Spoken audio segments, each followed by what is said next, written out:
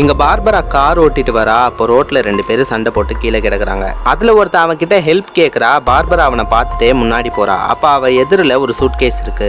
Barbara உடனே அவ வண்டியில இருந்து ஊசி நூல் எடுத்து அங்க விழுந்து கிடக்குற ஒருத்தன் கையில மாற்றா. இன்னொரு முனைய வேற ஒருத்தன் கையில மாற்றா. 2 நூலையும் ஒரே வழியில எடுத்துட்டு போய் காரை எடுக்கிறா. அவ கார் ஓட்ட ஓட்ட 2 நூல் கண்டும் காலி ஆயினே வருது. சரியா அந்த நூல் காலி ஆகும் போது காரை நிறுத்துறா. அப்போதான் புரியுது அவ அவங்களோட கையில நூல் கண்ட மாட்டல, அவங்க கண்ணுல கட்டியிருக்கான்னு.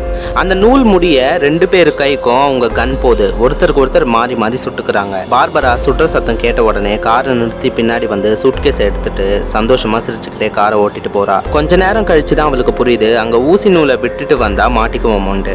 உடனே அந்த இடத்துக்கு மறுபடியும் போறா. தடையமே இல்லாம அங்க இருக்கிற எல்லாத்தையும் அவ எடுத்துடுறா. அப்போ அதுல ஒரு ஆளு குண்டடி பட்டம் முழிச்சுக்கிறான். அவன் மெதுவா கன்னை எடுக்கிறதுக்காக போறான். பார்பரா உடனே அந்த கன்னை எடுத்துடுறா. சரி என்னடா பண்றதுன்னு தெரியாம அந்த ஆளையும் கார்ல ஏத்திட்டு போறா. பார்பராக்கு சொந்தமா ஒரு டெய்லரிங் கடையே இருக்கு. யாராவது வெளியே நடமாடுறாங்களான்ட்டு பார்த்துட்டு அந்த ஆளை கார்ல இருந்து வெளியே இழுத்துட்டு போய் கட்டி போடுறதுக்கு ஒரு ட்ராப்பை செட் பண்றா. அந்த ட்ராப் மூலமா அந்த ஆளை பேஸ்மெண்ட் குள்ள இறக்க பாக்குறா. அப்ப யாரோ ஒருத்தவங்க கதவை வேகமா தட்டுறாங்க.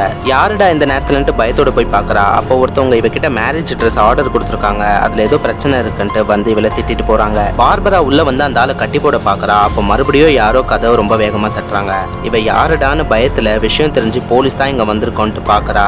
பார்த்தா ஒரு வயசான ஆளை வந்து அங்க நிக்கிறாரு. இவ உடனே போய் அந்த ஆளு கிட்ட பேச்சு கொடுக்குறா. அப்ப அவ கட்டி போட்ட அவன் தப்பிக்க ட்ரை பண்றான். அந்த வயசானவர் போனதுக்கு அப்புறம் அந்த சூட்கேஸ் கீழே விழுது. பார்பராக்கு ஒரு செம்ம ஐடியா வருது. அவ ஒரு பெரிய நூல்கண்டை எடுத்து அவ ஷாப் முழுக்க சுத்தி கன்னோட கட்டி வைக்கிறா. அப்போ ஒரு ஆளு கதவை உடைச்சிட்டு உள்ள வரான். ஷாப்ல கட்டியிருந்த அந்த கன்னோட நூல் இறங்கி கட்டி போட்டவன் கைக்கு போகுது.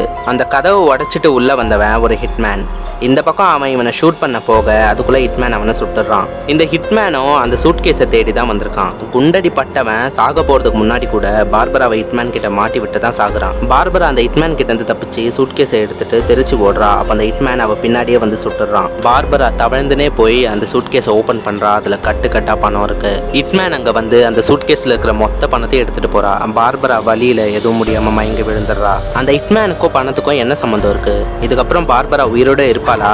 அந்த பணம் அவ கைக்கு கிடைக்குமா கிடைக்காதா? அது உண்மையாவே யாருக்கு சொந்தமான பணம்ன்ற மொத்த கதையும் இனிமே தான் நம்ம பார்க்க போறோம்.